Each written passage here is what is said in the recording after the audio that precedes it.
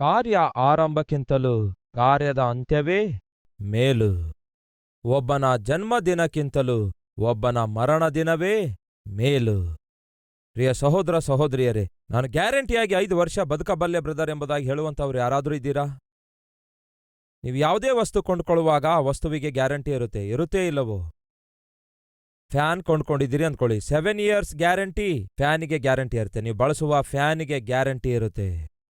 ನೀವು ಕೊಂಡುಕೊಳ್ಳುವಂತಹ ಫ್ರಿಡ್ಜ್ಗೆ ಗ್ಯಾರಂಟಿ ಕೊಡ್ತಾರೆ. ನೀವು ಕೊಂಡುಕೊಳ್ಳುವಂತಹ ಎಸಿಗೆ ಗ್ಯಾರಂಟಿ ಕೊಡ್ತಾರೆ. ನೀವು ಕೊಂಡುಕೊಳ್ಳುವಂತಹ ಬೈಕ್ಗೆ ಗ್ಯಾರಂಟಿ ಕೊಡ್ತಾರೆ. ನೀವು ಕೊಂಡುಕೊಳ್ಳುವಂತಹ ಸೆಲ್ಫೋನ್ಗೆ ಗ್ಯಾರಂಟಿ ಕೊಡ್ತಾರೆ. ನೀವು ಏನೇ ಕೊಂಡುಕೊಳ್ಳುವಾಗ ಹಾಗೆ ಕೊಂಡುಕೊಳ್ಳುವ ವಸ್ತುವಿನ ಹಿಂದೆ ಗ್ಯಾರಂಟಿ ಇರುತ್ತೆ. ಆದರೆ ಮನುಷ್ಯನಿಗೆ ಮಾತ್ರ 1 ಡೇ ಗ್ಯಾರಂಟಿ ಇಲ್ಲ. ಇದೇಂತೀರಾ? ಎಂದಾದರೂ ಆಲೋಚಿಸಿದಿರಾ? ನಿಮ್ಗೇನಾದ್ರೂ ಗ್ಯಾರಂಟಿ ಇದೆಯಾ? ನಿಮ್ಮ ಜೀವಿತಕ್ಕೆ ಏನಾದ್ರೂ ಗ್ಯಾರಂಟಿ ಇದೆಯಾ? 24 ಅವರ್ಸ್ ನಾನು ಬದುಕಬಲ್ಲೇನು ಎಂದು ಹೇಳುವಂಥವ್ರು ಇಲ್ಲಿ ಯಾರಾದರೂ ಇದ್ದೀರಾ? ಇದ್ರೆ ಹೇಳಿ. ಆದರೆ ನೀವು ಬಳಸುವ ಪ್ರತಿ ವಸ್ತುವಿಗೆ ಗ್ಯಾರಂಟಿ ಇದೆ, ಆದರೆ ನಿಮಗೇ ಗ್ಯಾರಂಟಿ ಇಲ್ಲ. ನೀವು ಯಾವಾಗ ಕಣ್ಣು ಮುಚ್ಚುತ್ತೀರೆಂದು ನಿಮಗೆ ಗೊತ್ತೇ ಇಲ್ಲ. ಒಂದು ಟೈಮ್ ಫಿಕ್ಸ್ ಆಗಿದೆ. ನಿಮ್ಮನ್ನು ಭಯ ಹುಟ್ಟಿಸುವ ಪ್ರಯತ್ನ ಮಾಡ್ತಿಲ್ಲ. ವಾಸ್ತವ ಹೇಳ್ತಿದ್ದೇನೆ. ಒಂದು ಟೈಮ್ ನಮಗೋಸ್ಕರ ಫಿಕ್ಸ್ ಆಗಿದೆ. ಒಂದು ಕುಟುಂಬದಲ್ಲಿ ಗಂಡ ನಾರ್ತ್ ಇಂಡಿಯಾದಲ್ಲಿ ಬಹಳ ವರ್ಷಗಳಿಂದ ಕೆಲಸ ಮಾಡ್ತಿದ್ದ. ಹೆಂಡತಿ ಮಕ್ಕಳೇನೋ ಹೈದರಾಬಾದಲ್ಲಿ ಇರ್ತಾ ಇದ್ರು. ಮದುವೆ ಆದ ಕೆಲವೇ ದಿನಗಳಲ್ಲಿ ತನ್ನ ಉದ್ಯೋಗದ ನಿಮಿತ್ತ ಹಾಗೆ ಅವನು ಹೊರಟೋಗಬೇಕಾಯ್ತು. ವರ್ಷದಲ್ಲಿ 1-2 ಸಾರಿ ಅಷ್ಟೇ ಬರ್ತಾ ಇದ್ದ. 2-3 ಮಕ್ಕಳನ್ನು ಇಟ್ಕೊಂಡು ಆ ಹೆಂಡತಿ ಹೈದರಾಬಾದ್ನಲ್ಲಿಯೇ ಉಳ್ಕೊಳ್ಬೇಕಾಯ್ತು. ಎಂದಿನಿಂದಲೋ ಅವರು ಆಸೆಯಿಂದ ಎದುರು ನೋಡ್ತಾ ಇದ್ರು. ಏನೆಂದು ಗೊತ್ತಾ? ಹೆಂಡತಿ ಕಾದು ಎದುರು ನೋಡ್ತಾ ಇದ್ದಳು ಗಂಡ ಬರಬೇಕೆಂದು. ಮಕ್ಕಳು ಕೂಡ ಕಾದು ಎದುರು ನೋಡ್ತಾ ಇದ್ರು ತಮ್ಮ ತಂದೆ ಬರಬೇಕೆಂದು. ಇವರೆಲ್ಲ ಆಶಿಸಿದಂತೆಯೇ ಕೋರಿಕೊಂಡಂತೆಯೇ ಅವನಿಗೆ ಟ್ರಾನ್ಸ್ಫರ್ ಬಂದಿತ್ತು. ಫೋನ್ ಮಾಡಿದ ಪ್ರಿಯರೇ, ನಾನು ಬರ್ತಿದ್ದೇನೆ, ಹೈದರಾಬಾದ್ಗೆ ಬರ್ತಿದ್ದೇನೆ ಎಂದು ಫೋನ್ ಮಾಡ್ದ. ಟ್ರಾನ್ಸ್ಫರ್ ಬಂದಿತ್ತು. ಹೈದರಾಬಾದಿಗೆ ಟ್ರಾನ್ಸ್ಫರ್ ಆಗಿತ್ತು. ಇನ್ನು ನೀವು ನಾನು ಬೇರೆ ಬೇರೆ ಇರುವ ಅಗತ್ಯವಿಲ್ಲ. ಕುಟುಂಬವಾಗಿ ಇನ್ಮೇಲೆ ನಾವು ಒಟ್ಟಾಗಿರಬಹುದು ಎಂದು ಯೋಚಿಸಿ ಹೆಂಡತಿ ಸಂತೋಷಿಸ್ತಾಳೆ, ಗಂಡ ಸಂತೋಷಿಸ್ತಾನೆ, ಮಕ್ಕಳು ಕೂಡ ಎಷ್ಟೋ ಸಂತೋಷಿಸ್ತಾರೆ. ಟ್ರೈನ್ ಹತ್ತುತ್ತಿದ್ದೇನೆ ಎಂದು ಹೇಳಿ ಟ್ರೈನ್ ಹತ್ತಿದ. ಸಿಕಿಂದ್ರಾಬಾದ್ ರೈಲ್ವೆ ಸ್ಟೇಷನ್ನಲ್ಲಿ ಇಳಿದು ಫೋನ್ ಮಾಡಿದ. ಈಗ ತಾನೇ ಟ್ರೈನ್ ಬಂತು, ಸ್ಟೇಷನಲ್ಲಿದ್ದೇನೆ, 1 ಗಂಟೆಯ ಒಳಗೆ ಮನೆಗೆ ಬರ್ತೇನೆ ಅಂದ. ಹೆಂಡತಿಗೂ ಆ ವ್ಯಕ್ತಿಯ ತಂದೆ ತಾಯಿಗಳಿಗೂ ಮನೆಯಲ್ಲಿರುವವರೆಲ್ಲರಿಗೂ ಮಕ್ಕಳೆಲ್ಲರಿಗೂ ಎಷ್ಟೋ ಸಂತೋಷವಾಯ್ತು. 1 ಅವರಲ್ಲೇ ಬರ್ತೇನೆ ಅಂದ. 1 ಅವರ್ ಆದ್ರೂ ಕೂಡ ಬರಲಿಲ್ಲ. ಯಾಕೆ ಇವರು ಬರಲಿಲ್ಲ? 2 ಅವರ್ಸ್ ಆದ್ರೂ ಕೂಡ ಬರಲಿಲ್ಲ. 3 ಅವರ್ಸ್ ಆದ್ರೂ ಕೂಡ ಬರಲಿಲ್ಲ. 4 ಅವರ್ಸ್ ಆದ್ರೂ ಕೂಡ ಬರಲಿಲ್ಲ. ಅಷ್ಟರಲ್ಲಿಯೇ ಅವರ ಮನೆಗೆ ಒಂದು ಆಂಬ್ಯುಲೆನ್ಸ್ ಬಂದಿತ್ತು. ಅವ್ರು ಬಂದು ಕೇಳ್ತಾರೆ, ಏನ್ರಿ ಇಂಥವರ ಮನೆ ಇದೇನಾ ಅಂದಾಗ, ಹೌದು ಇದೇ ಅವರ ಮನೆ, ಇದೇ ನೀವು ಕೇಳುವ ಅಡ್ರೆಸ್ಸು. ತಕ್ಷಣವೇ ಅವ್ರು ಹೋಗಿ ಆಂಬ್ಯುಲೆನ್ಸ್ ಒಳಗಡೆಯಿಂದ ಒಂದು ಡೆಡ್ ಬಾಡಿಯನ್ನು ಹೊರಗೆ ತರುತ್ತಾರೆ. ತಂದು ಅವರು ಮುಂದಿಡುತ್ತಾರೆ. ಇದೇನು, ಈ ಡೆಡ್ ಬಾಡಿ ಯಾರದು ಎಂದು ಹೇಳಿ ತೆರೆದು ನೋಡಿದರೆ, ಬರ್ತಿದ್ದೇನೆ 1 ಗಂಟೆಯೊಳಗೆ ಎಂಬುದಾಗಿ ಹೇಳಿದನಲ್ಲವೇ, ಬಂದನು ಪ್ರಿಯರೇ. ಪ್ರಾಣದೊಂದಿಗೆ ಅಲ್ಲ ಪ್ರಿಯರೇ, ಶವವಾಗಿ ಬಂದ. ಹೆಂಡತಿ, ಮಕ್ಕಳು, ಅವನ ತಂದೆ ತಾಯಿ, ಒಡ ಹುಟ್ಟಿದವರೆಲ್ಲರೂ 1 ಗಂಟೆಯೊಳಗೆ ಬರ್ತೇನೆಂದು ಹೇಳಿದಕ್ಕೆ ನಿಜವಾಗ್ಲೂ ಬರ್ತಿದ್ದಾನೆಂದುಕೊಂಡು ಎಷ್ಟೋ ಆಸೆಪಟ್ಟೆವು. ಶವವಾಗಿ ಬಂದನಲ್ಲವೇ. ಜರುಗಿದೇನು ಗೊತ್ತಾ? ಸಿಕಿಂದ್ರಾಬಾದ್ ಸ್ಟೇಷನ್ನಿಂದ ತನ್ನ ಮನೆಗೆ ಬಸ್ ಹತ್ತಿದ ಪ್ರಿಯರೇ, ಸಿಟಿ ಬಸ್. ಆ ಬಸ್ಸಲ್ಲಿ ಎಷ್ಟೋ ಸಂತೋಷದಿಂದ ಕೂತಿದ್ದ. ಅಂದ್ಕೊಳ್ಳಲಾರ್ದ ಹಾಗೆ ಸ್ಪೀಡ್ ಬ್ರೇಕರ್ ಬಂದಿತ್ತು. ಡ್ರೈವರ್ ಏನೋ ಸಡನ್ ಆಗಿ ಬ್ರೇಕ್ ಹಾಕಿದ. ಕೂತ್ಕೊಂಡಿರುವವನೇನೋ ಆ ಸೀಟ್ ಎದುರುಗಡೆ ಒಂದು ಅಡ್ಡ ರಾಡ್ ಇರುತ್ತೆ ಅಲ್ಲವೋ, ಆ ರಾಡಿಗೆ ತನ್ನ ಮುಖ ಗುದ್ಕೊಂಡ. ಆ ರೀತಿ ಆಗಿರುವ ಏಟಿಗೆ ಅವನ ಹಣೆಗೆ ಜೋರಾಗಿ ಏಟಾದದ್ದರಿಂದ ಹಾಗೆಯೇ ಬಾಗಿಕೊಂಡಿರ್ತಾನೆ. ಹೃದಯ ಬಡಿತ ನಿಂತೋಗುತ್ತೆ. ಅಷ್ಟರಲ್ಲಿಯೇ ಅವನಿಗೆ ಯಾರೋ ಒಬ್ರು ಹಾಸ್ಪಿಟಲ್ಗೆ ತಕೊಂಡೋದ್ರು. ಅವನ ಜೇಬಲ್ಲಿ ಅಡ್ರೆಸ್ ನೋಡಿದ್ರು. ಶವವನ್ನು ಮನೆಗೆ ಕರೆತಂದ್ರು. 1 ಅವರ್ ಗ್ಯಾರಂಟಿ ಇಲ್ಲ ಪ್ರಿಯರೇ, ಟೈಮ್ ಫಿಕ್ಸ್ ಆಗಿತ್ತು. ಈ ಸಂದೇಶ ಕೇಳ್ತಿರುವ ನನ್ನ ಪ್ರಿಯ ಸಹೋದರ ಸಹೋದರಿಯರೇ, ಯಾರಿಗೆ ಗೊತ್ತು ನಿಮ್ಮ ಜೀವಿತದಲ್ಲಿ ಇದು ಕೊನೆಯ ವಾರವಾಗಿದೆಯೇನೋ, ಇದು ನಿಮ್ಮ ಜೀವಿತದಲ್ಲಿ ಕೊನೆಯ ತಿಂಗಳಾಗಿದೆಯೇನೋ, ಇಲ್ಲವೇ ಇದು ನಿಮ್ಮ ಜೀವಿತದಲ್ಲಿ ಕೊನೆ ವರ್ಷವಾಗಿದೆಯೇನೋ, ಇಲ್ಲವೇ ನಿಮ್ಮ ಜೀವಿತದಲ್ಲಿ ಈ ದಿನವೇ ಕೊನೆಯ ದಿನ ಆಗಿದೆಯೇನೋ, ಯಾರಿಗೆ ಗೊತ್ತು. ದೇವರು ಈ ದಿನ ನಿಮ್ಮನ್ನು ಸಂಧಿಸುತ್ತಾ ಇದ್ದಾರೇನೋ, ಕೊನೆಯ ಅವಕಾಶ ದೇವರು ನಿಮಗೆ ಕೊಡುತ್ತಿದ್ದಾರೇನೋ, ನಿಮ್ಮ ಜೀವಿತವನ್ನು ಬದಲಾಯಿಸಿಕೊಳ್ಳುವುದಕ್ಕಾಗಿ, ನಿಮ್ಮ ಬದುಕನ್ನು ತಿದ್ದಿಕೊಳ್ಳುವುದಕ್ಕಾಗಿ, ನಿಮ್ಮೊಳಗಿರುವಂತಹ ಅಪವಿತ್ರವಾದ ಕಾರ್ಯಕಲಾಪಗಳನ್ನು ಬಿಟ್ಟು ಬಿಡುವುದಕ್ಕಾಗಿ, ನಿಮ್ಮ ಜೀವಿತವನ್ನು ಯೇಸುವಿಗೆ ಒಪ್ಪಿಸಿಕೊಡುವುದಕ್ಕಾಗಿ, ಪರಲೋಕದಲ್ಲಿ ಸುಸ್ಥಿರವಾದ ಸ್ಥಾನ ಹೊಂದುವುದಕ್ಕಾಗಿ. ಯಾರಿಗೆ ಗೊತ್ತು, ದೇವರು ಈ ದಿನ ನಿಮಗೊಂದು ಕೊನೆಯ ಅವಕಾಶ ಕೊಡ್ತಿದ್ದಾರೇನೋ. ಈ ಅವಕಾಶವನ್ನು ನೀವು ಕಳೆದುಕೊಳ್ಳುವುದಾದರೆ ನೀವು ಸೇರಬೇಕಾದ ಗಮ್ಯಕ್ಕೆ ಸೇರುವುದಿಲ್ಲ. ಮತ್ತೊಮ್ಮೆ ಹೇಳ್ತಿದ್ದೇನೆ ಕೇಳಿ, ಕಾರ್ಯ ಆರಂಭಕ್ಕಿಂತಲೂ ಕಾರ್ಯದ ಅಂತ್ಯವೇ ಮೇಲು. ಒಬ್ಬನ ಜನ್ಮದಿನಕ್ಕಿಂತಲೂ ಒಬ್ಬನ ಮರಣದಿನವೇ ಲೇಸು. ಹೇಗೆ ಮುಗಿಸಲಿಕ್ಕಿದ್ದೀರಿ? ಒಂದು ವೇಳೆ ಈ ದಿನವೇ ನಿಮ್ಮ ಜೀವನದ ಮುಕ್ತಾಯದ ದಿನ ಆಗಿರುವುದಾದರೆ ಹೇಗೆ ಮುಗಿಸುವಂತವರಾಗಿದ್ದೀರಿ? ದೇವರ ಮಗನಾಗಿ ಮುಗಿಸುವಂತವರಾಗಿದ್ದೀರಾ, ಇಲ್ಲವೇ ಒಬ್ಬ ಕುಡುಕನಾಗಿ ಮುಗಿಸುವಂತವರಾಗಿದ್ದೀರಾ? ದೇವರ ಮಗುವಾಗಿ ನಿಮ್ಮ ಜೀವಿತ ಮುಗಿಸುವಂತವರಾಗಿದ್ದೀರಾ, ಇಲ್ಲವೇ ಒಬ್ಬ ಅಲೆಮಾರಿಯಾಗಿ ಮುಗಿಸುವಂತವರಾಗಿದ್ದೀರಾ? ದೇವರ ಮಗಳಾಗಿ ನಿಮ್ಮ ಜೀವಿತ ಮುಗಿಸುವಂತವರಾಗಿದ್ದೀರಾ, ಇಲ್ಲವೇ ಒಬ್ಬ ವೇಶ್ಯಳಾಗಿ ನಿಮ್ಮ ಜೀವಿತ ಮುಗಿಸುವಂತವರಾಗಿದ್ದೀರಾ? ದೇವರ ಮಗನಾಗಿ, ದೇವರ ಮಗಳಾಗಿ ನಿಮ್ಮ ಜೀವಿತ ಮುಗಿಸುವಂತವರಾಗಿದ್ದೀರಾ, ಇಲ್ಲವೇ ಕಳ್ಳನಾಗಿ, ಮೋಸಗಾರನಾಗಿ, ಜೀವಿತಗಳೊಂದಿಗೆ ಆಟ ಆಡುವವನಾಗಿ, ಅನ್ಯಾಯದಿಂದ, ಅಕ್ರಮದಿಂದ ಜೀವಿಸುವವನಾಗಿ ನಿಮ್ಮ ಜೀವಿತ ಮುಗಿಸುವಂತವರಾಗಿದ್ದೀರಾ? ಬೈಬಲ್ ಹೇಳ್ತದೆ, ಮೋಸಗಾರರು, ಕಳ್ಳರು, ವೇಶ್ಯರು, ಸುಳ್ಳುಗಾರರು, ಕೊಲೆಗಾರರು, ವ್ಯಭಿಚಾರಿಗಳು, ಕಳ್ಳರು ಪರಲೋಕಕ್ಕೆ ಹೋಗೋದಿಲ್ಲ. ಇಷ್ಟು ನೇರವಾಗಿ ದೇವರು ತನ್ನ ವಾಕ್ಯದಲ್ಲಿ ಹೇಳಿದ್ದಾರೆ. ಹೇಗೆ ಮುಗಿಸ್ಲಿಕ್ಕಿದ್ದೀರಿ? ಆತನು ಟೈಮ್ ಫಿಕ್ಸ್ ಮಾಡಿರುವುದಾದ್ರೆ ಆ ಟೈಮ್ಗೆ ಹೋಗಲೇಬೇಕು, ನಿಲ್ಲುವ ಚಾನ್ಸೇ ಇರಲ್ಲ. ನೀವಾಗಿರ್ಬೋದು, ನಾನಾಗಿರ್ಬೋದು, ಬೇರೆ ಯಾರೇ ಆಗಿರಬಹುದು. ಒಮ್ಮೆ ಒಬ್ಬ ಆತ್ಮಿಕ ಧನವಂತನಿದ್ದ. ಅವನ ಹತ್ರ ಒಬ್ಬ ಕೆಲಸಗಾರನಿದ್ದ. ಸಂತೆಗೆ ಹೋಗಿ ತರಕಾರಿ ಕೊಂಡ್ಕೊಂಡು ಬಾ ಅಂತ ಕಳಿಸಿದ್ರೆ ಆ ಕೆಲಸದವನು ಹೋದ. ತರಕಾರಿಗಳೆಲ್ಲ ಸಂತೆಯಲ್ಲಿ ಕೊಂಡುಕೊಳ್ಳುತ್ತಾ ಇರುವಾಗ ಅದೇ ಸಂತೆಯಲ್ಲಿ ಒಂದು ಕಾರ್ನರ್ನಲ್ಲಿ ಮರಣದೂತ ಅವನನ್ನೇ ಹೀಗೇ ನೋಡ್ತಾ ನಿಂತಿದ್ದ. ಇವನನ್ನೇ ನೋಡ್ತಾ ನಿಂತಿದ್ದಂತೆ ಸಂತೆಯಲ್ಲಿ ಮರಣದೂತ. ಇವನು ತರಕಾರಿ ಕೊಂಡುಕೊಳ್ಳುವಾಗ ಹೀಗೆ ಸುಮ್ಮನೆ ಕಣ್ಣೆತ್ತಿ ನೋಡಿದ್ರೆ ಮರಣದೂತ ಅವನಿಗೆ ನೋಡುವುದನ್ನ ಕಂಡು ಭಯಪಟ್ಟ. ಇದೇನು, ಮರಣದೂತ ನನಗೆ ನೋಡ್ತಿದ್ದಾನೆ, ಸಂತೆಯಲ್ಲಿ ಇಷ್ಟೊಂದು ಜನ ಇದ್ದಾರೆ, ಬೇರೆ ಯಾರನ್ನು ನೋಡದೆ ನನ್ನನ್ನೇ ಯಾಕೆ ನೋಡ್ತಿದ್ದಾನೆ? ಆ ಮರಣದೂತ ಇವನಿಗೆ ನೋಡುವ ವಿಧಾನ ಇವನಿಗೆ ಅರ್ಥವಾಯ್ತು. ಏನೋ ಅಪಾಯಕರವಾಗಿದೆಯಲ್ಲವೇ ಎಂದು ಯೋಚಿಸಿ ಆ ಮರಣದೂತನಿಗೆ ನೋಡಿದ ತಕ್ಷಣವೇ ಚೀಲ ಕೈಯಲ್ಲಿ ಹಿಡ್ಕೊಂಡು ಮನೆಗೆ ಹೊರಟೋದ. ತನ್ನ ಯಜಮಾನನಿಗೆ ಹೇಳ್ತಾನೆ, ಸಾರ್ ಅಂದಾಗ, ಏನು, ನಾನು ಸಂತೆಗೆ ಹೋಗಿದ್ದೇನಲ್ಲವೇ, ಮಾರ್ಕೆಟ್ಗೆ ಹೋಗಿದ್ದೇನಲ್ಲವೇ, ಅಲ್ಲಿ ಮರಣದೂತ ನನ್ನ ಕಡೆಗೆ ಗಂಭೀರದಿಂದ ನೋಡ್ತಾ ನಿಂತಿದ್ದಕ್ಕೆ ನನಗೆ ಭಯವೆನಿಸಿತು ಸಾರ್. ಏನೋ ನನ್ನನ್ನೇ ಕರ್ಕೊಂಡು ಹೋಗುವ ಹಾಗೆ ನೋಡ್ತಾ ಇದ್ದ ಮರಣದೂತ. ಭಯ ಅನಿಸಿತು ನನಗೆ. ಆಯ್ತಪ್ಪ, ಸರಿ, ಪರವಾಗಿಲ್ಲ, ಈಗ ತರಕಾರಿ ತರಲಾರ್ದೆ ನೀನು ಯಾಕೆ ಓಡಿ ಬಂದೆ? ಏನಿಲ್ಲ ಸಾರ್, ಆ ಮರಣದೂತ ನನಗೆ ಆ ರೀತಿ ನೋಡ್ತಾ ಇರುವುದರಿಂದ ನನಗೆ ಒಂಥರ ಗಲಿಬಿಲಿ ಆಗ್ಬಿಟ್ಟಿದೆ. ನನಗೆ ಯಾಕೋ ಬಹಳ ಭಯ ಆಗ್ತಿದೆ. ಆಯ್ತು ಸರಿ, ಈಗ ಏನ್ ಮಾಡ್ಬೇಕಂತ ಇದ್ದಿ? ಏನಿಲ್ಲ ಸಾರ್, ಹತ್ರದಲ್ಲಿ ನಮ್ಮ ಊರಿದೆಯಲ್ಲವೇ, ನನಗೆ ಒಂದು 2-3 ದಿನ ರಜೆ ಕೊಡಿ, ನಾನು ಹೋಗಿ ನಮ್ಮ ಊರಲ್ಲಿ ಅಡಗಿಕೊಳ್ತೇನೆ. ಸರಿ, ನಿನಗೆ ಅಷ್ಟೊಂದು ಪ್ರಾಣ ಭಯ ಇರುವುದಾದ್ರೆ, ಅಷ್ಟೊಂದು ನೀನು ಗಾಬರಿಗೊಂಡಿರುವುದಾದ್ರೆ, ನಿನಗೆ ಗಲಿಬಿಲಿ ಆಗಿರುವುದಾದ್ರೆ ಹೋಗು, ನಿಮ್ಮ ಊರಿಗೆ ಹೋಗು ಎಂದು ಹೇಳಿದ ಕೂಡಲೇ ಅವನು ತಕ್ಷಣವೇ ಅವನ ಸ್ಕೂಟರ್ ಹಾಕೊಂಡು ತನ್ನ ಊರಿಗೆ ಹೋದ.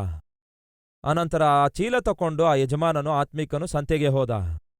ಸಂತೆಗೆ ಹೋದ ನಂತರ ಮರಣದೂತ ಸಂತೆಯಲ್ಲಿ ಹಾಗೆಯೇ ನಿಂತ್ಕೊಂಡಿದ್ದಂತೆ. ಆ ಮರಣದೂತನಿಗೆ ಆತ್ಮಿಕನು ಕಂಡು ಹತ್ರ ಹೋಗಿ ಕೇಳ್ತಾನೆ, ಏನು, ನನ್ನ ಮನೆಯಲ್ಲಿ ಕೆಲಸ ಮಾಡುವವನು ಸಂತೆಗೆ ಬಂದ್ರೆ ಅವನಿಗೆ ದಿಟ್ಟಿಸಿ ನೋಡ್ತಾ ಇದ್ದಂತೆ, ಯಾಕೆ ಆ ರೀತಿ ದಿಟ್ಟಿಸಿ ನನ್ನ ಕೆಲಸದವನಿಗೆ ನೋಡಿದೆ ಎಂಬುದಾಗಿ ಆ ಆತ್ಮಿಕ ಯಜಮಾನ ಮರಣದೂತನಿಗೆ ಕೇಳ್ದಂತೆ. ಆಗ ಆ ಮರಣದೂತ ಹೇಳಿದೇನೆಂದರೆ, ಏನಿಲ್ಲಯ್ಯ, ಈ ದಿನ ಸಂಜೆ ನಿಮ್ಮ ಕೆಲಸದವನಿಗೂ ನನಗೂ ಅವನ ಸ್ವಂತ ಊರಲ್ಲಿ ಅಪಾಯಿಂಟ್ಮೆಂಟ್ ಇದೆ. ಎಲ್ಲಿ ಅಪಾಯಿಂಟ್ಮೆಂಟ್ ಇದೆ ಅಂತೆ? ಏನಾದರೂ ಅರ್ಥ ಆಯ್ತಾ? ಎಲ್ಲಿ ಆ ಕೆಲಸದವನಿಗೆ ಅಪಾಯಿಂಟ್ಮೆಂಟ್ ಫಿಕ್ಸ್ ಆಗಿದೆ? ಅವನ ಸ್ವಂತ ಊರಲ್ಲಿ ನಾನು ಅವನಿಗೆ ಭೇಟಿಯಾಗಬೇಕು. ಮೇಲಿರುವ ಆತನು ಕಳಿಸಿದಾನೆ ಅವನನ್ನು ಕರೆದುಕೊಂಡು ಬರಬೇಕೆಂದು. ಆ ಕೆಲಸಗಾರನ ಸ್ವಂತ ಊರಲ್ಲಿ ಟೈಮ್ ಫಿಕ್ಸ್ ಆಗಿದೆ. ಅವನೇನೋ ಯಜಮಾನನು ಇರುವ ಊರಲ್ಲಿ ಇದ್ದ. ಆಗ ಯಜಮಾನನಿಗೆ ಮರಣದೂತ ಕೇಳ್ತಾನೆ, ಹೊರಟೋಗಿದ್ದಾನಾ? ಎಲ್ಲಿಗೆ? ತನ್ನ ಸ್ವಂತ ಊರಿಗೆ ಹೊರಟೋದನಾ? ಆಗ ಯಜಮಾನ ಹೇಳ್ತಾನೆ, ಟೈಮ್ ಫಿಕ್ಸ್ ಮಾಡಿದೆಯಲ್ಲವೇ, ಪ್ಲೇಸು ಕೂಡ ಫಿಕ್ಸ್ ಮಾಡಿದೆಯಲ್ಲವೇ, ನನ್ನ ಹತ್ರ ಅವನು ಪರ್ಮಿಷನ್ ತೆಗೆದುಕೊಂಡು ತನ್ನ ಸ್ವಂತ ಊರಿಗೆ ಹೊರಟೋದ. ಇದಕ್ಕಾಗಿ ಭೇಟಿಯಾಗ್ಬೇಕಲ್ಲವೇ ಮರಣದೂತನಿಗೆ? ಇಲ್ಲಿ ನಿಮಗೇನು ಅರ್ಥವಾಯ್ತು? ಟೈಮ್ ಫಿಕ್ಸ್ ಆದಾಗ ಪ್ಲೇಸ್ ಕೂಡ ಫಿಕ್ಸ್ ಆಗುತ್ತೆ. ತಪ್ಪಿಸಿಕೊಳ್ಳುವಂತಹ ಚಾನ್ಸ್ ಇರಲ್ಲ. ಮುಂಚೆ ಹೇಳಿದ್ದೇನಲ್ಲವೇ, ದೇವರ ವಾಕ್ಯ ಹೇಳ್ತದೆ, ದುಷ್ಟನು ತನ್ನ ಪಾಪದಲ್ಲಿ ಮರಣ ಹೊಂದುವುದರಿಂದ ನನಗೆ ಲೇಷವಾದರೂ ಸಂತೋಷವುಂಟೋ, ಆದರೆ ಆ ದುಷ್ಟನು ತನ್ನ ನಡತೆಯನ್ನು ಸರಿಯಾಗಿ ತಿದ್ದುಕೊಳ್ಳುವುದರಿಂದಲೇ, ಬದಲಾಗುವುದರಿಂದಲೇ ನನಗೇ ಸಂತೋಷ ಎಂದು ದೇವರು ಹೇಳ್ತಾರೆ. ನೀವು ನಿಮ್ಮ ಪಾಪದಲ್ಲಿಯೇ ಸಾಯುವಂಥದ್ದು ದೇವರಿಗೆ ಸಂತೋಷವಿಲ್ಲ. ಇಷ್ಟು ನೇರವಾಗಿ, ಇಷ್ಟು ಸ್ಪಷ್ಟವಾಗಿ ನಿಮ್ಮ ಜೀವಿತದಲ್ಲಿ ಇಂತಹ ಸಂದೇಶ ಯಾವತ್ತೂ ಕೇಳದೇ ಇರಬಹುದು. ಮರಣದ ಕುರಿತಾಗಿ ಈ ದಿನ ಕೇಳ್ತಿರುವುದಾದರೆ ಕಾರಣ ಗೊತ್ತಾ? ನಿಮ್ಮನ್ನು ದೇವರು ಪ್ರೀತಿಸುತ್ತಾ ಇರುವುದರಿಂದ, ನಿಮ್ಮ ಹೆಸರು ನರಕಕ್ಕೆ ಹೋಗುವಂಥವರ ಲಿಸ್ಟಿನಲ್ಲಿ ಇರುವುದರಿಂದ, ಇವತ್ತಲ್ಲ ನಾಳೆ ನಿಮ್ಮ ಜೀವಿತದಲ್ಲಿ ಕೊನೆಯ ದಿನ ಬರುವಂಥದ್ದಾಗಿರುವುದರಿಂದ, ನೀವು ಸತ್ತರೆ ನರಕಕ್ಕೆ ಹೋಗಬಾರದೆನ್ನುವುದಕ್ಕಾಗಿ, ಹಾಗೆ ಹೋಗಬೇಕೆಂದು ದೇವರು ಆಶಿಸದೇ ಇರುವುದಕ್ಕಾಗಿ ಈ ಸಂದೇಶವನ್ನು ದೇವರು ನಿಮಗೆ ಕೊಡ್ತಿದ್ದಾರೆ. ಈ ದಿನ ಈ ಸಂದೇಶ ಯಾರೋ ಒಬ್ಬರಿಗೆ ಬೇಕಿತ್ತು. ಯಾಕೆ ಈ ಸಂದೇಶ ಬೇಕಿತ್ತು ಎನ್ನುವುದಾದರೆ, ಬಹುಶಃ ಈ ವಾರವೇ ನಿಮ್ಮ ಜೀವಿತದಲ್ಲಿ ಕೊನೆಯ ವಾರವಾಗಿದೆಯೇನೋ. ಅದಕ್ಕಾಗಿಯೇ ದೇವರು ನಿಮಗೆ ಈ ಸಂದೇಶ ಕೊಡ್ತಿದ್ದಾರೆ. ಅದು ಯಾರೆಂದು ದೇವರಿಗೆ ಮಾತ್ರವೇ ಗೊತ್ತು. ಅದು ಯಾವ ಪ್ಲೇಸ್ ಎಂದು ದೇವರಿಗೆ ಮಾತ್ರ ಗೊತ್ತು. ಆದರೆ ದೇವರು ಯಾಕೆ ಈ ದಿನ ಸಂದೇಶ ಕೊಡ್ತಾ ಇದ್ದಾರೆ ಗೊತ್ತಾ? ಆತನು ಸಂಚರಿಸುತ್ತಿದ್ದಾನೆ. ಈ ದಿನ ನಮ್ಮ ಮಧ್ಯ ಸಂಚರಿಸುತ್ತಿದ್ದಾನೆ. ಯಾಕೆ ಸಂಚರಿಸುತ್ತಿದ್ದಾನೆ? ನಮ್ಮನ್ನು ಕಾಪಾಡಿ ಬಿಡಿಸುವುದಕ್ಕಾಗಿ. ಈ ದಿನ ದೇವರು ನಿಮ್ಮ ಪಕ್ಕದಲ್ಲಿ ಸಂಚರಿಸುವುದಕ್ಕೆ ಕಾರಣವೇನೆಂದರೆ ನಿಮ್ಮನ್ನು ಬಿಡಿಸುವುದಕ್ಕಾಗಿ. ನೀವು ಪಾಪದಲ್ಲಿ ಬಂಧಿಸಲ್ಪಟ್ಟಿದ್ದೀರಿ. ಅಪವಿತ್ರವಾದ ಚಟಗಳಿಂದ ಬಂಧಿಸಲ್ಪಟ್ಟಿದ್ದೀರಿ. ಕಾಮ ವಿಕಾರ ಚೇಷ್ಟೆಗಳಿಂದ ನೀವು ಬಂಧಿಸಲ್ಪಟ್ಟಿದ್ದೀರಿ. ಅನ್ಯಾಯದ ಸಂಪಾದನೆಯಿಂದ ನೀವು ಬಂಧಿಸಲ್ಪಟ್ಟಿದ್ದೀರಿ.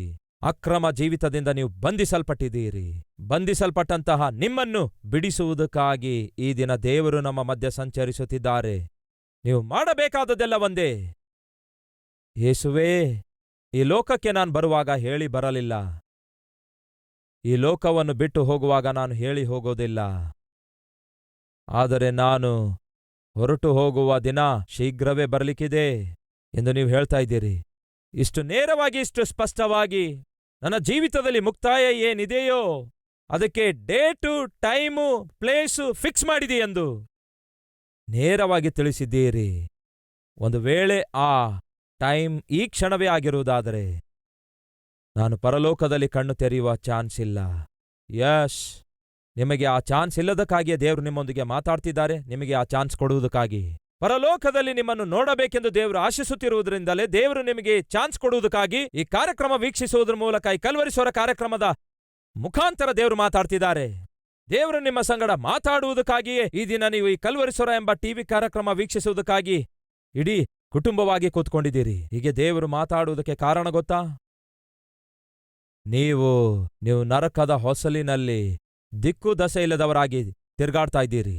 ಪಾಪಿಷ್ಟನಾಗಿ, ಪಾಪಿಷ್ಟ ಗಂಟು ಕಟ್ಟಿಕೊಂಡವರಾಗಿ ನೀವು ತಿರುಗಾಡುತ್ತಾ ಇದ್ದೀರಿ. ಅದಕ್ಕಾಗಿಯೇ ಈ ದಿನ ದೇವರು ನಿಮ್ಮನ್ನು ಬಿಡಿಸುವುದಕ್ಕಾಗಿಯೇ ನಿಮ್ಮೊಂದಿಗೆ ಮಾತಾಡ್ತಿದ್ದಾರೆ.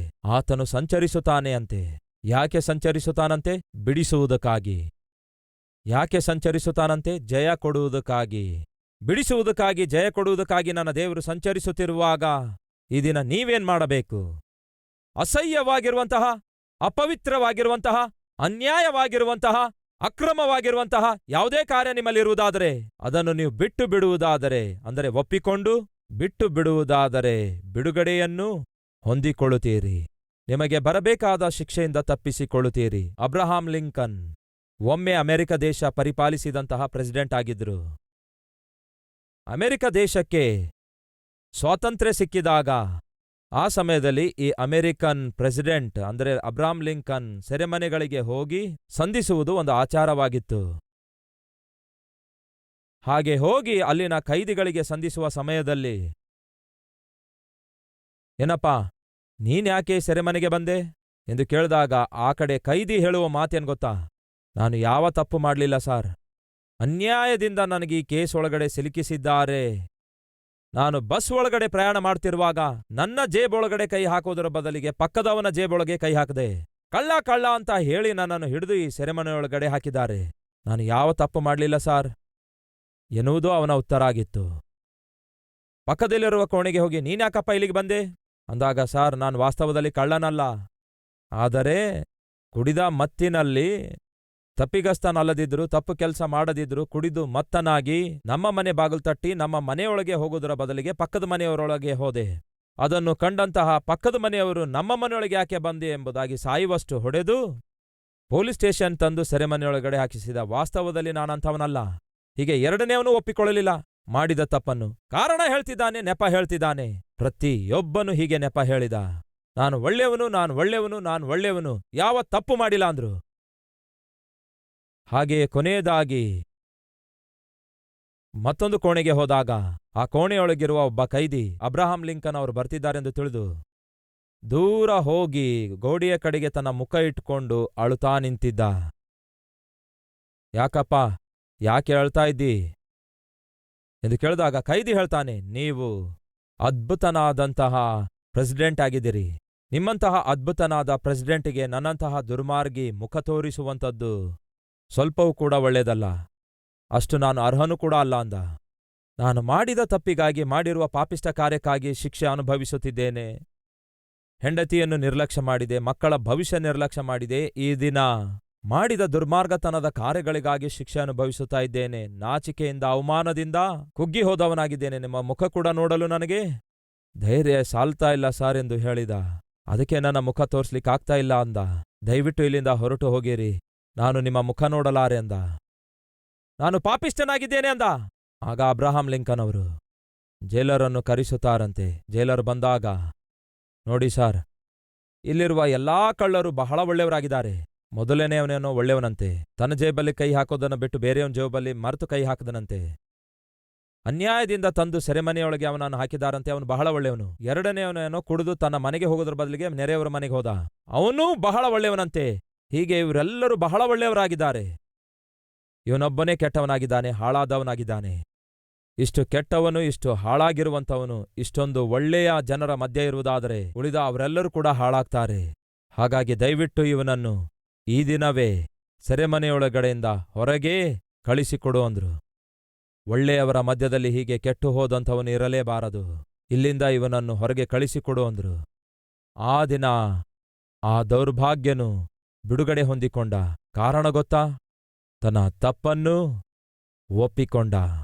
ಪ್ರಿಯ ಸಹೋದರ ಸಹೋದರಿಯರೇ, ಅದೇ ರೀತಿ ಈ ದಿನವೂ ಕೂಡ ನನ್ನ ಕರ್ತನು ಕೆಲವರನ್ನು ಬಿಡಿಸುವಂಥವನಾಗಿದ್ದಾನೆ. ಈ ಕ್ಷಣ ಈ ವಾಕ್ಯ ವೀಕ್ಷಿಸುತ್ತಾ ಕೂತಿರುವಂತಹ ಅನೇಕರಿಗೆ ಅವರ ಪಾಪ ಬಂಧನಗಳಿಂದ, ಅವರನ್ನು ಅಂಟಿಕೊಂಡಿರುವ ಶನಿಯಿಂದ, ಶಾಪದಿಂದ ನನ್ನ ಯೇಸು ಬಿಡಿಸುವಂಥವರಾಗಿದ್ದಾರೆ. ಹಾಗೆ ನಾವು ಬಿಡಿಸಲ್ಪಡಬೇಕಾದರೆ ಒಂದೇ ಒಂದು ಕೆಲಸ ನಾವು ಮಾಡಬೇಕು. ಯಾವುದು ಗೊತ್ತಾ? ಯೇಸುವೇ, ನಾನು ಒಳ್ಳೆಯವನಲ್ಲ, ಯೇಸುವೇ ನಾನು ಒಳ್ಳೆಯವಳಲ್ಲ. ತೋರುವಿಕೆಗೆ ಆತ್ಮಿಕನಾಗಿ ಕಾಣಿಸಿಕೊಂಡ್ರು, ಪರಿಶುದ್ಧನಾಗಿ ಕಾಣಿಸಿಕೊಂಡ್ರು, ನನ್ನ ಹೃದಯದಲ್ಲಿರುವುದೆಲ್ಲ ಪಾಪವಾಗಿದೆ ದೇವರೇ. ನಾನು ವಾಸ್ತವದಲ್ಲಿ ನಿನ್ನ ಮಗನಾಗಿ, ನಿನ್ನ ಮಗಳಾಗಿ ಇರುವುದಕ್ಕೆ ಯಾವ ಅರ್ಹತೆ ನನಗಿಲ್ಲ ದೇವರೇ, ನನ್ನನ್ನು ಕ್ಷಮಿಸು ದೇವರೇ ಎಂದು ಇದೇ ಕ್ಷಣ ನೀವು ಪ್ರಾರ್ಥನೆ ಮಾಡುವುದಾದರೆ ನನ್ನ ಯೇಸು ನಿಮ್ಮನ್ನು ನಿಮ್ಮ ಪಾಪದಿಂದ ಬಿಡಿಸುವಂಥವರಾಗಿದ್ದಾರೆ. ಪಾಪ ಬಂಧನಗಳಿಂದ ನಿಮ್ಮನ್ನು ಬಿಡಿಸುವಂಥವರಾಗಿದ್ದಾರೆ. ಯಾವ ಯಾವ ಪಾಪಿಷ್ಟ ಚಟಗಳಿಂದ ನೀವು ಬಂಧಿಸಲ್ಪಟ್ಟವರಾಗಿದ್ದೀರೋ ಆ ಎಲ್ಲಾ ಬಂಧನಗಳಿಂದ ನನ್ನ ಯೇಸು ನಿಮ್ಮನ್ನು ಬಿಡಿಸುವಂಥವರಾಗಿದ್ದಾರೆ. ಬಿಡುಗಡೆಯನ್ನು ಹೊಂದಿಕೊಳ್ಳುತ್ತೀರೋ, ಇಲ್ಲವೇ ಆ ಪಾಪ ಬಂಧನಗಳಲ್ಲಿಯೇ ನಿಮ್ಮ ಜೀವಿತ ನಾಶ ಮಾಡಿಕೊಳ್ತೀರೋ, ಅದು ನಿಮ್ಮ ನಿರ್ಧಾರದ ಮೇಲೆ ಆಧಾರಗೊಂಡಿದೆ. ಸಹೋದರ ಸಹೋದರಿಯರೇ, ಆ ಕೈದಿ ತನ್ನ ತಪ್ಪನ್ನು ಒಪ್ಪಿಕೊಂಡು ಬಿಡುಗಡೆಯನ್ನು ಹೊಂದಿಕೊಂಡ. ಈ ದಿನ ನೀವು ಕೂಡ ತಪ್ಪನ್ನು ಒಪ್ಪಿಕೊಳ್ಳಬೇಕು. ನೀವು ಮಾಡ್ತಾ ಬರುತ್ತಾ ಇರುವಂತಹ ಆ ಪಾಪವನ್ನು ಬಿಟ್ಟು ಬಿಡಬೇಕು, ಅದನ್ನು ತೊಲಗಿಸಬೇಕು. ಅದು ನಿಮಗೆ ಎಷ್ಟೇ ಸುಖವಾಗಿ, ಸಂಭ್ರಮವಾಗಿ, ಸಂತೋಷವಾಗಿ, ಅಲ್ಪಕಾಲ ಪಾಪ ಭೋಗ ನಿಮಗೆ ಕೊಡ್ತಾ ಇದ್ರೂ ಕೂಡ ಈ ದಿನ ಅದನ್ನು ನೀವು ಬಿಟ್ಟು ಬಿಡಲೇಬೇಕು. ನೀವು ಬಿಟ್ಟು ಬಿಡದೇ ಇದ್ದರೆ ಅದೇ ನಿಮ್ಮನ್ನು ನಾಶಗೊಳಿಸುತ್ತದೆ, ನರಕಕ್ಕೆ ಸೇರಿಸುತ್ತದೆ. ಇಲ್ಲಿಯವರೆಗೆ ಯಾವ ಪಾಪಕ್ಕೆ ನೀವು ಆಕರ್ಷಿತರಾಗಿದ್ದೀರೋ, ಯಾವ ಪಾಪಕ್ಕೆ ನಿಮ್ಮನ್ನು ನೀವು ಮಾರಿಕೊಂಡಿದ್ದೀರೋ, ಆ ಪಾಪದಿಂದ ಈ ದಿನ ನೀವು ಹೊರಬರಬೇಕು, ಅದನ್ನು ಬಿಟ್ಟು ಬಿಡಬೇಕು. ಒಮ್ಮೆ ಒಂದು ಹದ್ದು ಆಕಾಶದಲ್ಲಿ ಹಾರಾಡ್ತಾ ಇತ್ತು. ಕೆಳಗಡೆಯೇನೋ ನದಿಗಳು ಪ್ರವಹರಿಸುತ್ತಾ ಇದ್ವು. ಸ್ವಲ್ಪ ದೂರದಲ್ಲಿ ಆ ಬಂಡೆಗಳ ಮಧ್ಯ ಹರಿಯುವಂತಹ ನದಿ ಒಂದು ದೊಡ್ಡ ತಗ್ಗಿನೊಳಗೆ ಹರಿದು ಹೋಗ್ತಾ ಇದ್ವು. ಅದೇ ಸಮಯದಲ್ಲಿ ಹಸುವೆಂದಿರುವಂತಹ ಒಂದು ಹದ್ದು ಈ ನೀರಿನೊಳಗೆ ಏನಾದರೂ ತಿನ್ನುವುದಕ್ಕೆ ದೊರಕುತ್ತದೆಯೇನೋ, ಮೀನು ಸಿಗುತ್ತವೆ ಎಂಬುದಾಗಿ ಹುಡುಕುತ್ತಾ ಇರುವಾಗ ಒಂದು ಕೊಳೆತು ಹೋಗಿರುವಂತಹ ಪ್ರಾಣಿಯ ಶವ ಆ ನೀರಲ್ಲಿ ಕೊಚ್ಕೊಂಡು ಹೋಗ್ತಾ ಇತ್ತು. ಅದನ್ನು ನೋಡಿದ ಹದ್ದು ಎಷ್ಟೋ ಸಂತೋಷದಿಂದ ತಕ್ಷಣವೇ ಇಳಿದು ಬಂದು ಆ ಶವದ ಮೇಲೆ, ಕೊಳೆತು ಹೋದ ಶವದ ಮೇಲೆ ಇಳಿದು ಬಂದು ಕೂತ್ಕೊಂಡಿತು. ಹಾಗೆ ಇಳಿದು ಬರುವುದು ಮಾತ್ರವಲ್ಲದೆ ಆ ಶವದ ಮೇಲೆ ಇಳಿದು ಬಂದು ಅದರ ಮಾಂಸ ಸೆಳ್ಕೊಳ್ಳುತ್ತಾ ಇತ್ತು. ಬಹಳಷ್ಟು ತಿನ್ನುತ್ತಾ ಇತ್ತು. ಹಾಗೆ ತಿನ್ನುತ್ತಾ ಇರುವಾಗ ಅದರ ಭಾರ ಹೆಚ್ಚಾಯಿತು. ಹಾಗೆ ಕೂತ್ಕೊಂಡು ಸಂತೋಷದಿಂದ ಸಂಭ್ರಮದಿಂದ ತಿನ್ನುತ್ತಿರುವಾಗ ಸಂತೃಪ್ತಿಯಾಗಿ ತಿಂದು ಬಹಳ ಹೊಟ್ಟೆ ತುಂಬಿದ ನಂತರ ಕಣ್ಣೆತ್ತಿ ನೋಡುತ್ತೆ, ಈ ಶವ ಮುಂದೆ ಇರುವಂತಹ ಆ ತಗ್ಗಿನಲ್ಲಿ ಬೀಳುವಂಥದ್ದಾಗಿತ್ತು. ಆಗ ಹದ್ದಿಗೆ ಅರ್ಥವಾಗುತ್ತೆ, ಇದನ್ನು ನಾನು ಬಿಡದಿದ್ದರೆ ಈ ಶವದೊಂದಿಗೆ ನಾನು ಕೂಡ ತಗ್ಗಿನೊಳಗೆ ಬೀಳುತ್ತೇನೆ ಎಂದು ಅರ್ಥವಾದದ್ದರಿಂದ ಆ ಹದ್ದು ತನ್ನ 2 ರೆಕ್ಕೆಗಳನ್ನು ಚಾಚಿ ಮೇಲಕ್ಕೆ ಹಾರುವ ಪ್ರಯತ್ನ ಮಾಡುತ್ತೆ. ಹಾರಲಿಕ್ಕಾಗಲಿಲ್ಲ. ಕಾರಣ ಗೊತ್ತಾ? ಆ ಹದ್ದು ಮೊದಲು ಶವದ ಮೇಲೆ ಇಳಿದು ಬಂದಾಗ ಹಸುವೆಯಿಂದಿರುವುದರಿಂದ ಹಗುರವಾಗಿತ್ತು. ಆದರೆ ಯಾವಾಗ ಆ ಶವದ ಮೇಲೆ ಕೂತ್ಕೊಂಡು ಅದರ ಮಾಂಸ ಸೆಳೆಯುತ್ತಾ ತಿನ್ನುತ್ತಾ ಇತ್ತೋ ಅದರ ಭಾರ ಹೆಚ್ಚಾಗುತ್ತೆ. ಆ ಹದ್ದಿನ ಕಾಲುಗಳಿಗಿರುವ ಉಗುರುಗಳು ಆ ಶವದ ಕರುಳುಗಳಿಗೆ ಸುತ್ತಿಕೊಂಡಿತು. ಈ ಹದ್ದೇನೋ 2 ರೆಕ್ಕೆ ಚಾಚಿ ಮೇಲಕ್ಕೆ ಹಾರುವ ಪ್ರಯತ್ನ ಮಾಡ್ತಿತ್ತು. ಆದರೆ ಆ ಶವದ ಕರಳಿನೊಳಗೆ ಕಾಲುಗುರು ಸಿಕ್ಕಾಕೊಂಡದ್ದರಿಂದ ಹಾರ್ಲಿಕ್ಕಾಗ್ತಾ ಇಲ್ಲ. ಎಷ್ಟೋ ಪ್ರಯತ್ನ ಮಾಡುತ್ತೆ ಪ್ರಿಯರೇ, ಹಾರಬೇಕು ಎನ್ನುವುದಾಗಿ. ಹಾರ್ಲಿಕ್ಕಾಗಲಿಲ್ಲ. ಹಾಗೆ ಪ್ರಯತ್ನ ಮಾಡುತ್ತಲೇ ಇತ್ತು. ಆ ಪ್ರಯತ್ನದಲ್ಲಿಯೇ ಆ ಶವದೊಂದಿಗೆ ಹದ್ದು ಕೂಡ ತಕ್ಷಣವೇ ಆ ತಗ್ಗಿನೊಳಗೆ ಬಿದ್ದೋಗುತ್ತೆ, ತನ್ನ ಪ್ರಾಣ ಕಳೆದುಕೊಳ್ಳುತ್ತೆ. ಯಾವುದು ಆ ಹದ್ದಿಗೆ ಆಕರ್ಷಿಸಿತೋ ಅದೇ ಆ ಹದ್ದಿನ ಪ್ರಾಣ ತೆಗೆದುಹಾಕಿತ್ತು. ಸಹೋದರ ಸಹೋದರಿ, ಈ ದಿನ ಯಾವುದಕ್ಕೆ ನೀವು ಆಕರ್ಷಿಸಲ್ಪಟ್ಟಿದ್ದೀರೋ? ಯಾವ ಪಾಪಕ್ಕೆ ನೀವು ಆಕರ್ಷಿಸಲ್ಪಟ್ಟಿದ್ದೀರೋ? ಯಾವ ಪಾಪಿಷ್ಟ ಸ್ನೇಹಕ್ಕೆ ನೀವು ಆಕರ್ಷಿಸಲ್ಪಟ್ಟಿದ್ದೀರೋ? ಯಾವ ಪಾಪಿಷ್ಟ ಅಕ್ರಮ ಸಂಬಂಧಕ್ಕೆ ನೀವು ಆಕರ್ಷಿಸಲ್ಪಟ್ಟಿದ್ದೀರೋ? ಯಾವ ಪಾಪಿಷ್ಟ ಅನ್ಯಾಯದ ಸಂಪಾದನೆಗೆ ನೀವು ಆಕರ್ಷಿಸಲ್ಪಟ್ಟಿದ್ದೀರೋ? ಯಾವ ಪಾಪಿಷ್ಟ ಚಟಕ್ಕೆ ನೀವು ಆಕರ್ಷಿಸಲ್ಪಟ್ಟಿದ್ದೀರೋ? ಕೇಳಿರಿ, ಅದೇ ನಿಮ್ಮನ್ನು ಬಂಧಿಸುವಂಥದ್ದಾಗಿದೆ. ಅದೇ ನಿಮ್ಮನ್ನು ಹಿಡ್ಕೊಳ್ಳುವಂಥದ್ದಾಗಿದೆ. ಅದೇ ನಿಮ್ಮನ್ನು ಹಿಡಿದುಕೊಂಡು ಪಾತಾಳಕ್ಕೆ ಕೊಂಡೊಯ್ಯುವಂಥದ್ದಾಗಿದೆ. ಯಾವ ಶವ ಆ ಹದ್ದಿಗೆ ಆಕರ್ಷಿಸುತ್ತೋ, ಯಾವ ಶವ ಆ ಹದ್ದಿಗೆ ಹೊಟ್ಟೆ ತುಂಬಿಸುವಂತೆ ಕಾಣಿಸಿತೋ, ಸಂತೋಷ ಕೊಟ್ಟಿತೋ, ಅದೇ ಶವ ಆ ಪಕ್ಷಿಯನ್ನು ಸಾಯಿಸಿತು. ಪ್ರಿಯರೇ, ಪಾಪಕ್ಕಿರುವ ಸ್ವಭಾವವೇ ಅದಾಗಿದೆ. ಸ್ವಲ್ಪ ಹೊತ್ತು ನಿಮಗೆ ಸಂತೋಷ ಕೊಡ್ತದೆ, ಸ್ವಲ್ಪ ಹೊತ್ತು ನೀವು ಸಂಭ್ರಮ ಪಡುವ ಹಾಗೆ ನಿಮ್ಮನ್ನು ಮಾಡುತ್ತೆ. ಆದರೆ ಆ ನಂತರ ನಿಮಗೆ ಇಂತಹ ಗತಿಯನ್ನೇ ತರುತ್ತದೆ. ಸಹೋದರ ಸಹೋದರಿ, ನಿಮಗೆ ಚೆನ್ನಾಗಿ ಗೊತ್ತು ಯಾವ ಪಾಪಕ್ಕೆ ನೀವು ಬಂದಿಯಾಗಿದ್ದೀರೆಂದು, ಯಾವ ತಪ್ಪು ನೀವು ಸತತವಾಗಿ ಮಾಡ್ತಿದ್ದೀರೋ, ಯಾವ ತಪ್ಪನ್ನು, ಯಾವ ಲೋಪವನ್ನು, ಯಾವ ಪಾಪವನ್ನು, ವಾಕ್ಯಕ್ಕೆ ವ್ಯತಿರೇಕವಾಗಿ ನೀವು ಯಾವ ಜೀವಿತ ಜಯಿಸ್ಲಿಕ್ಕಾಗ್ತಾ ಇಲ್ಲವೋ ಅದ್ಯಾವುದೆಂದು ನಿಮಗೆ ಚೆನ್ನಾಗಿ ಗೊತ್ತು. ಆದರೆ ದೇವರು ನಿಮಗೆ ವಾಗ್ದಾನ ಮಾಡ್ತಿದ್ದಾರೆ, ಏನೆಂದು? ಸಂಚರಿಸುತ್ತಿದ್ದೇನೆಂದು. ನಿಮ್ಮನ್ನು ಬಿಡಿಸುವುದಕ್ಕಾಗಿ ಈ ದಿನ ದೇವರು ನಮ್ಮ ಮಧ್ಯ ಸಂಚರಿಸುವಂತವರಾಗಿದ್ದಾರೆ. ನಿಮ್ಮನ್ನು ಬಿಡಿಸುವುದಕ್ಕಾಗಿ, ಬಿಡುಗಡೆ ಹೊಂದಿಕೊಳ್ಳುವುದಕ್ಕಾಗಿ ನೀವು ಸಿದ್ಧವಾಗಿರುವುದಾದರೆ, ಬಿಡಿಸುವುದಕ್ಕಾಗಿ ನನ್ನ ಕರ್ತನು ಸಿದ್ಧನಾಗಿದ್ದಾನೆ. ನೀವು ಮಾಡಬೇಕಾದದ್ದೆಲ್ಲ ಒಂದೇ. ಯಾವ ದಿವಸ ನಾನು ಕಣ್ಮುಚ್ಚುತ್ತೇನೆಂದು ಗೊತ್ತಿಲ್ಲ. ಒಂದು ವೇಳೆ ಈ ದಿನವೇ ನಾನು ಕಣ್ಮುಚ್ಚಬೇಕಾದರೆ, ಒಂದು ವೇಳೆ ಈ ದಿನವೇ ನಾನು ಮರಣ ಹೊಂದಬೇಕಾದರೆ, ನೇರವಾಗಿ ನಾನು ಪರಲೋಕಕ್ಕೆ ಹೋಗಬೇಕಾದರೆ ಒಂದೇ ಒಂದು ಮಾರ್ಗವಿದೆ. ಇದ್ದ ಸ್ಥಿತಿಯಲ್ಲಿಯೇ ನನ್ನ ಜೀವಿತವನ್ನು ನನ್ನ ಯೇಸುವಿಗೆ ಈಗಲೇ ಅರ್ಪಿಸಿಕೊಡುವುದು ಒಳ್ಳೆಯದು. ಇದುವರೆಗೂ ಯೇಸುವನ್ನು ತಮ್ಮ ರಕ್ಷಕನಾಗಿ ಅಂಗೀಕರಿಸದೇ ಇರುವಂಥವರು ನಿಮ್ಮಲ್ಲಿ ಬಹಳ ಜನ ಇದ್ದೇ ಇರ್ತೀರಿ. ಹಾಗಾದರೆ ಕೇಳಿ, ಈ ದಿನ ನಿಮ್ಮ ಜೀವಿತದಲ್ಲಿ ಯೇಸು ಇಲ್ಲ. ಆದರೆ ನಿಮಗಿರುವ ಆಲೋಚನೆ ಏನೆಂದರೆ, ಒಂದಲ್ಲ ಒಂದು ದಿವಸ ನಾನು ಯೇಸುವನ್ನು ನಂಬುತ್ತೇನೆ, ಒಂದಲ್ಲ ಒಂದು ದಿವಸ ನನ್ನ ಜೀವಿತ ನನ್ನ ಯೇಸುವಿಗೆ ಕೊಡುತ್ತೇನೆ, ಅಂದಿನಿಂದ ಆತ್ಮಿಕನಾಗಿ ಜೀವಿಸುತ್ತೇನೆ ಎಂಬ ಆಲೋಚನೆ ನಿಮ್ಮೊಳಗಿದ್ದಿರಬಹುದು. ಯಾವುದೋ ಒಂದು ದಿವಸ ನನ್ನ ಜೀವಿತ ಯೇಸುವಿಗೆ ಅರ್ಪಿಸಿಕೊಟ್ಟು ಅಂದಿನಿಂದ ನಾನು ಆತ್ಮಿಕನಾಗಿ ಜೀವಿಸುತ್ತೇನೆ ಎಂಬುದಾಗಿ ನೀವು ಆಲೋಚಿಸಿ ಭಾವಿಸಿಕೊಳ್ತಾ ಇದ್ದೀರಿ. ಒಂದು ವೇಳೆ ಅದೇ ದಿನ ಬರದಿದ್ದರೆ, ಅಲ್ಲಿಯವರೆಗೂ ನೀವು ಬದುಕಿರಲಾರದೇ ಇದ್ದರೆ, ಈ ವಾರವೇ ನೀವು ಪ್ರಾಣ ಕಳ್ಕೊಳ್ಳಬೇಕಾದರೆ ಏನ್ ಪ್ರಯೋಜನ ಹೇಳಿ? ಹೇಗೂ ನೀವು ಅಂದ್ಕೊಳ್ತಾ ಇದ್ದೀರಲ್ಲವೇ, ನನ್ನ ಜೀವಿತ ಯೇಸುವಿಗೆ ಅರ್ಪಿಸಿಕೊಡಬೇಕೆಂದು? ಹೇಗೂ ನೀವು ಅಂದುಕೊಳ್ತಾ ಇದ್ದೀರಲ್ಲವೇ, ಯೇಸುವಿಗೆ ನನ್ನ ಜೀವಿತ ಅರ್ಪಿಸಿಕೊಟ್ಟು ಪರಿಶುದ್ಧನಾಗಿ ಜೀವಿಸಬೇಕೆಂದು? ಹಾಗೆ ಅಂದುಕೊಳ್ಳುವುದೇನಿದೆಯಲ್ಲವೋ, ಈ ದಿನವೇ ಪ್ರಾರಂಭಿಸಿರಿ. ಈ ಕ್ಷಣವೇ ಪ್ರಾರಂಭಿಸುವುದಾದರೆ ಎಷ್ಟು ಚೆನ್ನಾಗಿರುತ್ತೆ. ನೀವು ಅಂದುಕೊಳ್ಳುವುದೇನಿದೆಯಲ್ಲವೋ, ಈ ದಿನದಿಂದಲೇ ಯೇಸುವಿಗೆ ನಿಮ್ಮ ಜೀವಿತ ಒಪ್ಪಿಸಿಕೊಡುವುದಾದರೆ ಎಷ್ಟು ಚೆನ್ನಾಗಿರುತ್ತೆ. ಬನ್ನಿ ಪ್ರಾರ್ಥಿಸೋಣ. ಪ್ರತಿಯೊಬ್ಬರೂ ಪ್ರಾರ್ಥನೆಯಲ್ಲಿ ಐಕ್ಯವಾಗಿರಿ.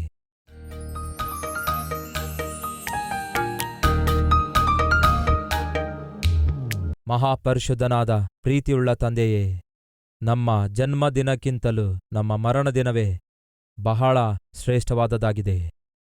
ಎಲ್ಲಿ ಹುಟ್ಟಿದೇವೋ, ಯಾರಿಗೆ ಹುಟ್ಟಿದೇವೋ, ಯಾವ ಸ್ಥಿತಿಯಲ್ಲಿ ಹುಟ್ಟಿದೇವೋ, ಯಾವ ರೀತಿಯಾಗಿ ಹುಟ್ಟಿದೇವೋ ಎನ್ನುವುದು ಅಪ್ರಸ್ತುತ. ಆದರೆ ನಿಮ್ಮ ಮಗುವಾಗಿ ನಿಮ್ಮ ಮಗನಾಗಿ, ನಿಮ್ಮ ಮಗಳಾಗಿ, ಪಾಪದ ನಿಮಿತ್ತ ಕ್ಷಮಾಪಣೆ ಹೊಂದಿಕೊಂಡಿರುವ ವ್ಯಕ್ತಿಯಾಗಿ, ನಿಮ್ಮ ಮಗನಾಗಿ ಈ ಲೋಕಯಾತ್ರೆ ಮುಗಿಸದೇ ಇರುವುದಾದರೆ ಪಾತಾಳ ತಪ್ಪಿದ್ದಲ್ಲ. ಅನೇಕ ಲಕ್ಷಾಂತರ ಜನ ಪ್ರಾರ್ಥಿಸ್ತಿದ್ದಾರೆ, ತಮ್ಮ ಜೀವಿತ ನಿಮಗೆ ಒಪ್ಪಿಸಿಕೊಡ್ತಿದ್ದಾರೆ. ಒಂದೇ ಒಂದು ನಿರೀಕ್ಷೆ ಅವರಿಗಿದೆ, ನೀನು ಬಿಡಿಸುತ್ತೀಯೆಂದು, ನೀನು ಜಯ ಕೊಡುತ್ತೀಯೆಂದು. ಈ ಲೋಕಯಾತ್ರೆ ಮುಗಿಸಿದ ನಂತರ ನೀನು ಪರಲೋಕಕ್ಕೆ ಸೇರಿಸುತ್ತೀಯೆಂಬ ಒಂದೇ ಒಂದು ನಿರೀಕ್ಷೆಯುಳ್ಳವರಾಗಿದ್ದಾರೆ. ತಮ್ಮ ಹಳೆಯ ಹೊಲಸಾದ ಜೀವಿತ ಬಿಟ್ಟು ಬಿಡುತ್ತಿದ್ದಾರೆ. ಈ ದಿನ ಮೊದಲುಗೊಂಡು ನೀವು ಯಾವತ್ತೇ ಸಂಧಿಸಿದರು, ಯಾವತ್ತೇ ದರ್ಶಿಸಿದರು, ಎಂದೇ ಆಗಲಿ ದೇವರೇ ನಮ್ಮ ಪಾಳೆಯದಲ್ಲಿ ಸಂಚರಿಸಿ ನಮ್ಮ ಮನೆಯೊಳಗೆ ಬಂದರು ನೀವು ಆಶಿಸಿದ ಹಾಗೆ, ನೀವು ಕೋರಿಕೊಂಡ ಹಾಗೆ ನಿಮಗೆ ಸಂತೋಷವನ್ನುಂಟು ಮಾಡುವಂತಹ ಅದ್ಭುತವಾದ ಆತ್ಮಿಕತೆಯನ್ನು ಕೋರಿಕೊಳ್ಳುತ್ತಿದ್ದೇವೆ ದೇವರೇ. ಈ ಭೂಲೋಕದಲ್ಲಿ ಕಣ್ಣು ಮುಚ್ಚಿದರೆ ನಿಮ್ಮ ಪರಲೋಕದಲ್ಲಿ ಕಣ್ಣು ತೆರೆಯುವಂತಹ ಮಹಾಭಾಗ್ಯ ದಯಪಾಲಿಸಿರೆಂದು ಯೇಸುವಿನ ನಾಮದಲ್ಲಿ ಬೇಡಿ ಹೊಂದಿದ್ದೇವೆ ತಂದೆಯೇ, ಆಮೇನ್.